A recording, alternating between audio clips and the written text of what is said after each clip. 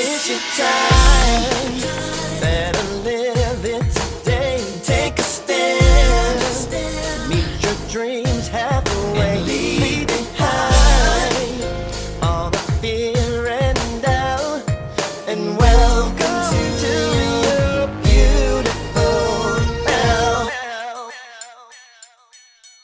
Hello everyone, Derek Floyd here, Beautiful Now Podcast. Welcome to Beautiful Now Live.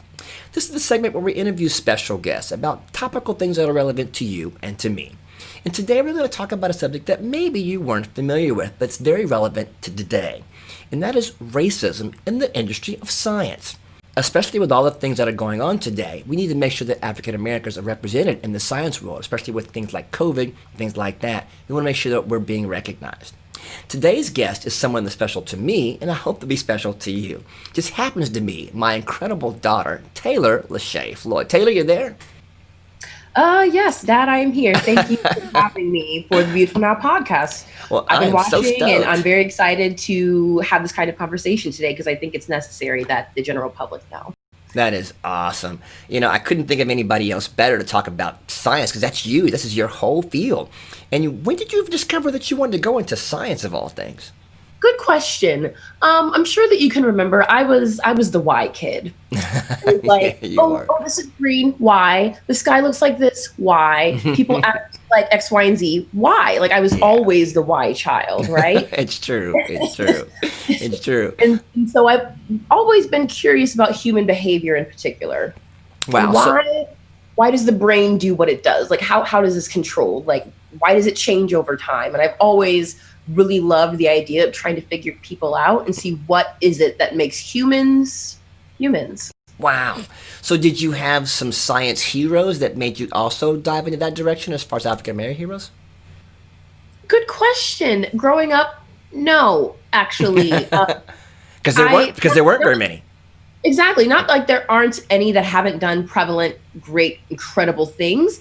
I think it just more of it's attributed to the fact that in school we weren't really taught much about African Americans in science, period, let alone African Americans in neuroscience. Yeah. Because to be honest, neuroscience is actually quite a new field within itself, because back in the day, you'd be a biologist, but you happen to study neurons, or you would be a chemist, but you happen to study chemical interactions between neurons. So the neuroscience field within itself is actually quite multidisciplinary.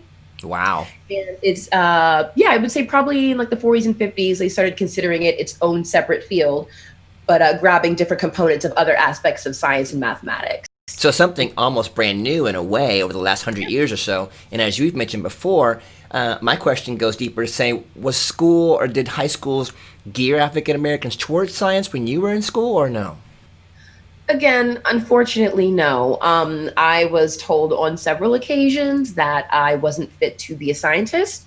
I was discouraged from going into science and told that I should pursue more artistic careers. Nothing wrong with artistic careers, but that wasn't where my passion was. And I was told that even though I did well in all of my biology and chemistry courses, that it wasn't for people like you.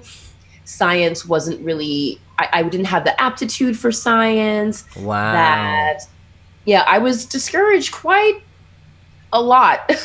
And you in were a middle brilliant student, so I can't imagine them telling you you didn't have the aptitude for science, yet here you are. It was crazy because I was just I really loved learning about biology and cells, and just I'm like, how can I apply this to the brain and better understand it? And when I would express my interest in science, they were like, oh, well, I mean, you're doing okay now, but you wouldn't last through college. Like, you wouldn't actually get support if you wanted to do research or any type of scientific career, because it's not made for people like you. Wow. I heard that. So give me a little bit more explanation. You were talking about what neuroscience is, because I just thought it was a study of the brain, because I'm just not that good yet. So as we look into what you do with that, how does that apply to general application? What do we put that in an everyday sense? Again, awesome question. So neuroscience would generally be, I would say, the studies of like either the brain, neurons, like neuronal behavior, and how that affects you and how you respond to the world that gives you signals, right? And there are a ton of different definitions of neuroscience. It really just depends on what type of neuroscience you'd like to do. So for example, you can study like chemical interactions between neurons, and that would, that involves a lot of chemistry, a lot of biochemistry, molecular biology. You could do what I do and study developmental neuroscience, so try and have a better understanding of how the brain develops in the embryo stage. And so that would involve a lot of like chemical signaling, a lot of like just general biology in terms of understanding how do cells grow, how do they respond to their environment, things like this. You can even do like electrical stuff. It's called electrophysiology and neuroscience. So it's basically understanding how do neurons talk to each other. They talk to each other through chemical signals. You are so over my head, my love. That's why I love you as a daughter. You're like talking way over my head. I love it. You're brilliant. Okay, so I can be happy and say that about my own daughter. It's good. So here's a sidebar question then when we talk about racism in science. Were you surprised at how many black scientists there were in history? Because there are quite a few that we, like the people from Hidden Figures, those ladies there, or George Washington Carver. There's quite a few scientists that are African American. There's a lot of incredible scientists. Like here's some other ones, like May Jemison, who was the first African-American female astronaut that worked in NASA. You have Gladys West, who literally used her incredible mathematical and programming expertise to help actually invent GPS. You know what I mean? And so okay, I didn't even know that. That's awesome.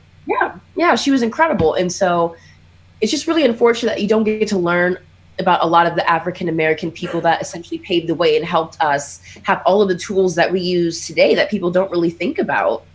Yeah. And they actually tried to find like the first black neuroscientist, and I don't think anyone knows. Think you're going to be the first, girl. That's how we do this. There are already some firsts that are amazing in the field. Don't get me in trouble. I love it. There's actually one at my institution, and she just got hired 2-3 years ago, and she's amazing. She looks at African American women and looks at breast cancer subtypes to try and see why certain populations are more vulnerable than others in terms of their predispositions to cancer. Wow. So, and there's a guy who does neuroscientist at Rockefeller University, and he studies songbirds and how that looks at communication between birds and how we can do that for human beings as well. There are people that are doing some incredible work. So when did you notice there was a lack of African Americans in science? Was it always kind of visual to you, or did you just, because as you're growing up, you just go, hey, there's no black folks out here? I would definitely, even before I started doing a neuroscience concentration in college, I would say that I started noticing that there weren't many African Americans in general science, probably my sophomore year, because sophomore year is when they kind of start weeding people out and classes start to get harder, and pretty much any black person I knew was going to be a medical doctor, which are the traditional doctors that we know of in the hospitals and such. And there weren't any black people, period, that were going to go into the area of science that I was going into, which is what we call basic research. And basic research is essentially where you have a very, very small specific area of science that you want to study, and you go very deep and very specific into that aspect of science. So you're trying to answer the questions, trying to find the unknown questions. And that's essentially what basic research is. And there wasn't anyone, no black people that I knew doing basic science research until I started graduate school. Wow. Once you decided to do that, did you find it hard to work with other peers that were not African American? Did they treat you differently? I would actually say no. I would say since I started my graduate degree, a lot of us have had a good sense of solidarity because I would say in my program, there are maybe five Black people, but that's out of almost 70 students. So Yeah, it's a very poor ratio. yeah, yes, it is. And so we found each other right away pretty fast. We were like, I got you. We're going to survive this. You're going to show everyone what we are about. And what are they going to say afterwards? So we clung to one another pretty quickly. Wow. And like you and I talked before, I felt like the high schools and even now colleges still don't really engage African Americans into the science field. They always push us to music or art or something like that, which is just a shame because there's a lot of African Americans that are smart enough, that had the brain power, the depth to do this, and they're just not given the opportunity. Yeah, it's actually really quite unfortunate. I would see that the teachers in my school would gear some of my Caucasian counterparts towards more science degrees, being like, "Oh, you're a good fit for this, and X, Y, and Z." And there was actually another student who was interested in a biology degree, and the teacher just really it would have been great to have some kind of mentorship, to have someone be like, "I see that you're interested in this, and this is the part of science that you're good at. Let's foster this. Let's find some." Hackathon competitions. Let's find some science fairs. Let's find some, science summer programs where you can go into a laboratory for the first time and try and see if you like research. I really think that there is a lack of mentorship in terms of getting African American students into science and really growing and developing that. Because if you see a lot of these private schools, you would see that a lot of those students that they see that are interested in these types of sciences, they start engaging them early. They start sending them to colleges, they start sending them to institutions to do lab rotations and work in the lab, get your hands dirty, and basically giving them a leg up so that they could be one of the top picks whenever they actually do apply to college or do apply to graduate school or apply for their medical degree. Mentorship is so important, especially in a field that's maybe it's a small niche. So if someone that's already been there where you're going, they can help you along your journey. I think I would love to be able to see more African Americans that are in science reach out to be that mentorship. But if they don't have that person, there should be something set up in every college that says, hey, if you're into the science, here's the way or here's the path to get there. No, I completely agree. And so I actually lead a minority student society group here on campus. I co-lead. I have an awesome co-president as well, and we kick butt together. And so one of our main focuses, our pillars of our organization, is mentorship. So we have a really awesome summer research program where we look for kids that are in their undergraduate degree, and that the let's say the more high caliber programs wouldn't necessarily pick these kids because they don't have like 4.6 GPA out of 4 and they're not involved in a million extracurricular activities. So we really want to get those kids that nobody wants, which is in itself is a problem. But we really want to give these kids a fighting chance. And they're like, look, I want to do research. I'm interested in science, or I'm interested in medical degree. I really want to see how basic research science works. And so what we do is we get those kids from the surrounding colleges in the New York City area. We plop them into a few labs, let them work for a summer, and they can say that, look, I've done some science research. I've done some basic science concepts. I know how to look at a project and do it from start to finish within the summer. I know how to present my work, because these things are really, really important in terms of scientific communication within fields. I love it. Can you give me a time where you felt like maybe you were discriminated against because you were an African American in science? Even further, a woman African American in science, which is even deeper. Yes, I have had quite a few stints with people. I remember in particular, while I was in my undergraduate degree program, they had a fair essentially where everyone would put up posters, and those posters would have displays of your data showing your scientific progress that you've made in your research. I had a few people come up to me and say, did you actually really do this kind of thing? Because are you sure you're not the technician? Oh, no way. Absolutely nothing wrong with typing. They would say things assuming that I actually didn't do the work and that I was just presenting things that my boss had done. Wow. They thought you plagiarized because you were Black, basically. They essentially thought that I wasn't capable of doing the work. And again, I couldn't tell if it was from being a Black person or being a woman or being both. And it's interesting because you'll hear what people say, and the words themselves seem innocuous, like they don't mean anything harmful, but it's the tone in which people say these things to you. You'd be like, oh, did you do this work? Which, is like actually being curious, whereas like, oh, did you actually do this work? Like, Yeah. It's so subtle. It's so right? subtle. Like, the words Yeah. were exactly the same, but the tone Mm-hmm. and the inflections in which it's been said can mean two completely different things. Yeah. And this is what we like to call coded language, right? Yeah. Super subtle. Super subtle. That first black lady who flew on the space shuttle, what was her name again? May Jemison. Yeah, I mean, there's so many American heroes that don't get mentioned in history, don't get taught at school, don't even get taught in college unless you ask. But shouldn't that be something forthright right up in the front for African Americans? I 1,000% agree. So, in my personal opinion, regardless of your district or the proportion of minorities versus non-minorities in school, no matter where you are, we all should have a good start, even footing in terms of scientific education. Yeah. I have personal vendettas in how we teach science anyway, and that's a whole other discussion. Sure. I really think that we need to level the playing field, have everyone needs to take science all 4 years of high school. Sure. How even suggest maybe starting in middle school, having really basic science concepts, because we have programs here where we teach middle school students about certain aspects of science. So I really think the sooner the better. And I think what throws me, and I know you'll probably echo this, is that if you go to the history books when you're being taught in school, how much of that history is African American? Not very much of it. That there's so much that we contributed to, and we get small, minute spaces. Like, we always get George Washington Carver. We always get him. But that's about it. We don't get a whole lot of black folks in the science books, no?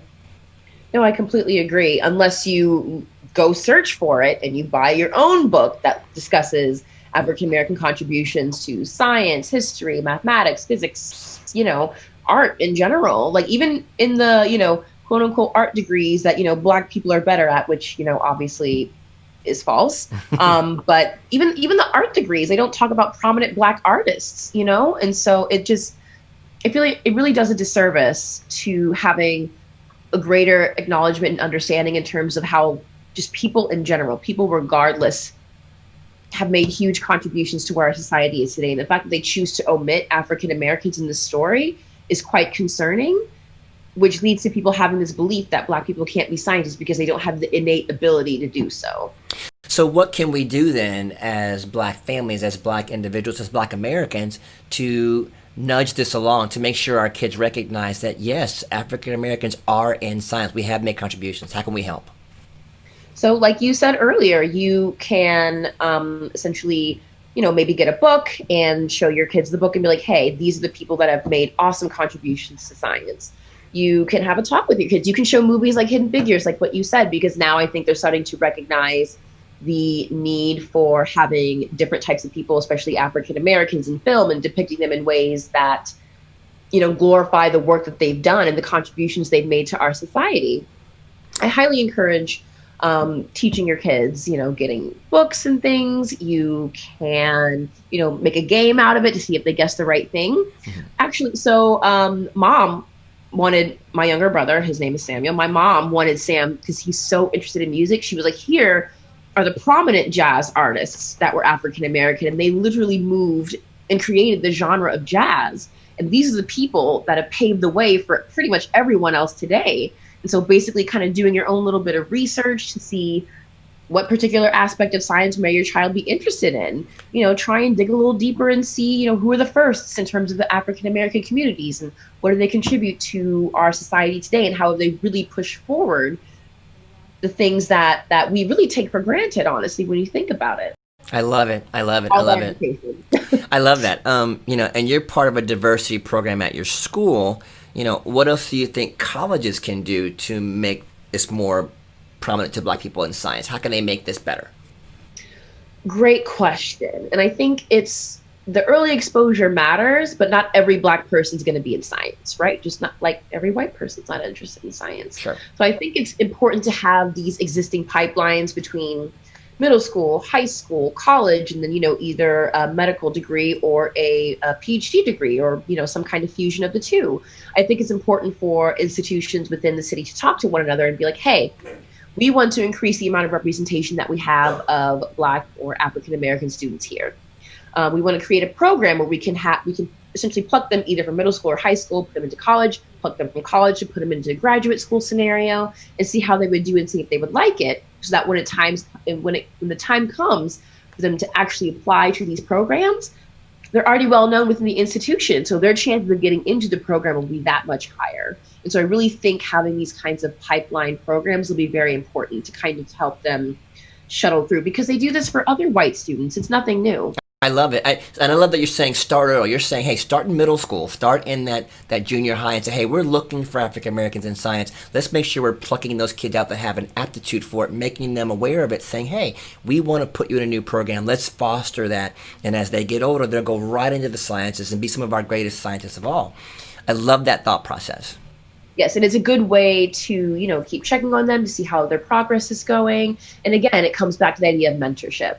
You're basically recognizing the skills of the specific student. You're like, you would be great at this. If you want, you should go into this program. You'll be learning these kinds of skills, and we'll be here to teach you and foster that knowledge so that you can be equipped with everything that you need to be successful in the career that you want in science. But this will require the junior high teacher and the grade school teacher to be looking for this type of student as well. So there would be some diversity training there, because they're not always thinking, hey, this black child might be great for science. They're just thinking, oh, he's a black kid, he's okay, we'll put him over here. But if they're taught to be looking for this already, there's a program in place for them, and maybe have them be mandated by the state or the city to make sure you have at least 3 to 4 children per class in this program. That will start to foster scientists, right? I think it's a good idea. There will have to be a few tweaks involved in terms of what do they consider successful rates of recruiting Black students into science-related fields. But I definitely think that teachers should be a bit more vigilant in terms of, oh, I recognize that this kid has this kind of talent. And, maybe ask the high school or the middle school, hey, are there any programs out there that could help this child get into this specific area of science? Is there any way I can communicate with their parents to see if they would be willing to do a summer kind of situation where they would learn more about that particular area of science? I think it's just doing a lot of research and communication and really making sure that the students that either have an aptitude or really intense ability to do a specific aspect of science, it gets nurtured. That's the main thing we want to do. We want to nurture that talent and keep nurturing, because you can't just throw them in a program once and then just leave them alone. Sure. We need to continuously grow and expand that talent. Do you feel like there's a direct pull from the college African American scientists right to some of the companies that are out there, like the Johnson & Johnsons and all these great companies that have created great products along the way? I couldn't even name all the ones that are science companies, but that have created great products for us along the way. Is there a path for that person as well? Oh, there are definitely paths. It honestly depends on the institution that you go to. Some of them have very established connections between specific companies, and every once in a while, before the companies put out their massive job listing, they'll ask specific institutions hey, we've had students that have come from you before. Do you have any candidates that you think would be really good for this specific position that we need? And so there are definitely pipeline programs between institutions and companies. So that has been existing for a while. And I feel the more African Americans we get into these colleges and the more that they will be seen, the more African Americans will be able to be put into these pipelines for different either institutions or different companies. Biotech, they're starting to do a lot of things with biotechnology now and shuffling students there. There's a lot of opportunities. It's just we need to get African Americans that are interested in science to a place where they can see those opportunities. Wow. And as I look around, I keep thinking, I see science growing with so many things, like with COVID and trying to find an answer and a cure, and how many of these people, I hope, are African Americans doing the same thing, because we're trying to fight for ourselves as well. I mean, we're fighting for the world, but somebody needs to say, hey, this matters to the African American community, and they see that as something vital to their own selves. I'm sure you think the same way when you're thinking about neuroscience. You're thinking about, how can I help my community, no? Oh, absolutely. But I think the thing that we need to be careful of is doing science, but separating things according to your ethnicity.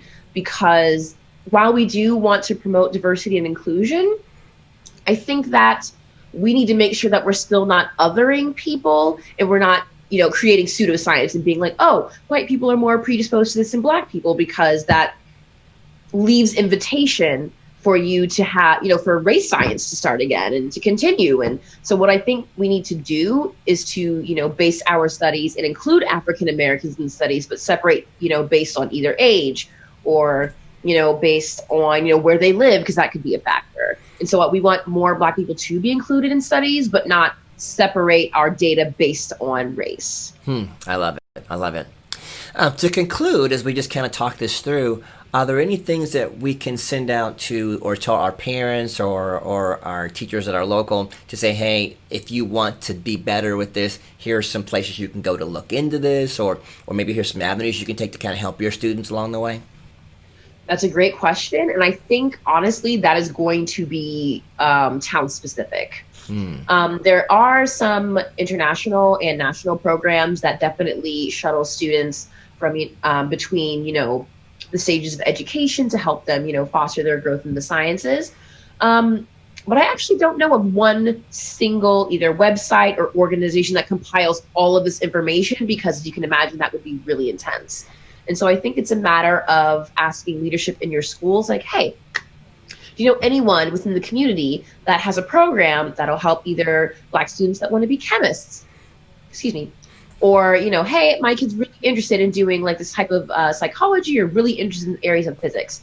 Are there any groups around that will take her, maybe for a semester and kind of, or, like a job shadowing kind of thing. Like you'll follow somebody that does what you want around for a few months or so and basically see what they do. And if you're interested. That'd be great. Again, that's that mentorship thing you keep talking about. If we had mentors in science, that they'd be able to walk and see what they do every day, that might foster more, no? Absolutely, absolutely. That was pretty much what I did when I was in college. I went to a few laboratories because I was like, I don't know, am I going to really do like this science thing?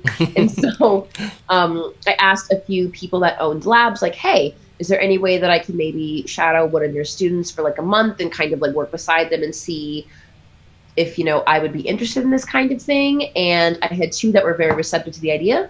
And then I eventually joined one of the labs and did neuroscience research for 2 years before I came to my graduate school program and did neuroscience for my PhD degree. And how long is a standard science degree? Like, I know doctors go to school for like 8 years or something. Is it just as long in that space?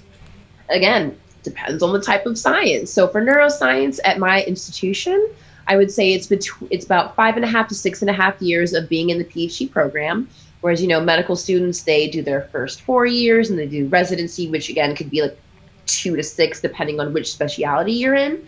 Some programs, they only do 4 years because they don't have general required classes and you jump straight into the lab. So it really depends on which institution and which type of program you're doing. But I would say minimum 4 years and maximum 7. That is what I would say. And what's the average salary of a neuroscience? Just as an example. That is a perfect question. And I don't know, because it depends on whether you work at the institution itself, so within like the college university setting, or if you go to biotech, you could be, or like the last session that I went to, starting salary for a bioinformatics / like data analyst, data scientist, started at around 120,000. That was starting. Can I sign up, please? I don't do math that well, but I'll wing it. There you go. And that was starting salary. And who knows in terms of like the promotion that you get at that specific biotech company. It's definitely 6 figures as well in the institution. But surprised but not surprised, they don't really put professor salaries on the internet as much. Yeah, they don't want to do that. They don't want to do that. Well, I sure do appreciate you taking a few minutes of your time, because I know you're super busy finishing school, you're finishing neuroscience degree, and just giving us some insight on what science is like as an African American now. And as you and I have had these discussions moreover, noticing the racial disparity in science has just kind of made me feel like, wow, I need to do more for the people that I know, and not that you guys have done it. You've done a great job, but the other people that I know that have children that are really interested in that, I want to try to make sure I give them some of the insight that you gave me to put them in programs, make sure they're being seen, make sure they're being recognized, and push them forward. Absolutely. And I think it is really important for us that have made it this far to go back to our communities and be like, hey, we know it's rough in these streets, right? Because as much as people don't want to admit, representation really does matter. Like seeing someone that looks like you in the field that you aspire to be in is so important. And so I really, really believe that we need to go back to our communities and be like, hey, you can be in this position too. Like you can excel in science if you want to. Just, express interest to your parents, tell your teachers you really want it, and then see if there are any programs that they can help you get into. It's all about going back to your community, doing outreach, and just staying in touch and really fostering the next generation of scientists, because I love it. you really benefit from having different types of scientists around. I love that you mentioned that we need to make sure that they see or represent themselves in what they're looking for. So if they're saying, I want to be a scientist, they need to see some African Americans in science, where they're going to think like, well, I can't do that. So it's important to come back and show them, yes, we are here. I love that. Absolutely, absolutely. And I definitely, again, the minority society group that I'm a part of, we also collaborate with a few other groups, and we go to the schools and we kind of give a little summary of what we do, and like, oh yeah, this is what I'm interested in and this is what I study, and try and make it cool, because a lot of science isn't as sexy as they make it on television. So but we try and garner interest, and not every kid is going to be interested in it, but we want to find the ones that are, and basically also explain our story, how we got to where we got to, the struggles that we've had to endure, but the fact that it's really your passion and you really love science and you want to do it, like, don't let people stop you. Don't let people tear you down just because they're scared of your true potential. Don't let these people come on to you like that. I love it. I love it. I love your passion. I love your strength in it. And just because you're my daughter, I love you even more for that. But that's cool. Well, guys, I hope you've enjoyed this segment of Racism in Science, and that you kind of picked apart what we were trying to explain, which is that there's a disparity here in how Americans see science and where Black people should be in that space. My daughter being a part of this process, I wanted to bring her on because she's got a front row seat of watching how this happens every day. So I hope you've learned some of the lessons that she's taught. And for those of you that are out there that are in schools or teachers or instructors that have little children in your class, make sure you instruct them that science is available to them. Don't let them see just sports or arts. Let them know that science is a very strong field that they can be a part of. Right, Taylor? Absolutely. Just letting them know that science is an option. Like, I don't think people really realize how powerful that is. Again, like you were saying, Dad, don't deter them from, pursuing music if that's their dream, but giving them the wide options, being like, these are all the things you can be into, and science is just as cool, and you can save people's lives, and you can, again, go on the moon if you want. So I like you said, science is just as cool. We got to make science cool again, right? Exactly. People are like, oh, it's so boring. And I'm like, it's actually pretty interesting. You can get a lot of science, a lot of new technologies that we have come from scientists. You know what I mean? A lot of new smartphone stuff come from scientists. Exactly. Because we've shown Black kids it's cool to be an athlete or it's cool to be a musician. But have we showed them it's cool to be a scientist? I don't think we've shown them that. I don't think so, because again, okay, this is a little test I have for you. So ask your colleagues or your friends, anyone that like, when you think of a scientist, what does that scientist look like? That's a good question, because it's going to be a white guy. They're not going to imagine a black person. White guy that looks like Albert Einstein. Yeah. That's exactly what they're going to see. Glasses like that. Yeah. That's so true. We have to change that. Our motto for my minority group is, this is what a scientist looks like. It could be like me. It could be, anyone from Latinx background. It could be anyone from Indian descent. It could be anyone. Anyone has the capacity to be a scientist. It's not only a white male boys club type of thing. It's totally false. And history of African American scientists has proved that. I love it. I love that question. I'm going to keep that with me. If someone says, well, what do you think? Well, tell me what you think a scientist look like. And they're going to tell me Albert Einstein. That's perfect. So well done. So well done. Well, thank you again, Taylor, for coming on the program. And for all those of you who've been enjoying the program, please put a like and a share on the channel you're watching. And if you can, subscribe as well. We're going to be here again next week at Beautiful Now Live. But until then, take care, guys. Wash those hands. Be safe out there. Taylor, you want to say anything to the people as you go out? I just wanted to say thank you all for listening, and thank you for this wonderful opportunity. And I really hope that you integrate a little science into your day. And if there's anyone that no matter how young or old, if they're interested in science, beef them up. Don't be like, oh, science is gross, or like, oh, it's lame, or whatever. Just let's all foster a love of science together, no matter what we look like, because we will move forward if we all appreciate one another and our talents in science fields. I love it. I love it. Thank you, Taylor, for taking the time to share. Take care, guys. We'll see you